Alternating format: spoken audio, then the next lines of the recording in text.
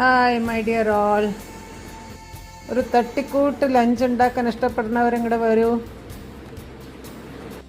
കുറച്ച് ചെറുപരിപ്പ്, മഞ്ഞളും മുളക് പൊടിയും ഉപ്പും ഒരു 2-3 ഡ്രോപ്പ് എണ്ണയും ചേർത്തിട്ട് കുക്കറിലിട്ടൊന്ന് വേവിക്കുക. പിന്നെ ഒരു പാനിൽ ലേശം എണ്ണ ഒഴിച്ച് അതിൽ ജീരകം പൊട്ടിച്ച് 2 വറ്റൽമുളകും ഇട്ട് ഈ തക്കാളിയും ചേർത്ത് ഒന്ന് വഴറ്റി പിന്നെ അരിഞ്ഞു വെച്ചിരിക്കുന്ന സ്പ്രിംഗ് ഓണിയനും കൂടിയിട്ട് ഒന്ന് ചേർത്ത് വഴറ്റുക. ഒരു ലേശം മഞ്ഞൾപ്പൊടിയും ഒരു ലേശം ഉപ്പും ചേർത്ത് ഒന്ന് ഇളക്കി കുറച്ച് വെള്ളം കൂടി ആഡ് ചെയ്ത് അത് അടച്ചു വയ്ക്കുക. ആകുമ്പോഴത്തേക്കും 5-6 ഫുൽക്ക് അങ്ങോട്ട് ചുട്ടെടുക്കുക.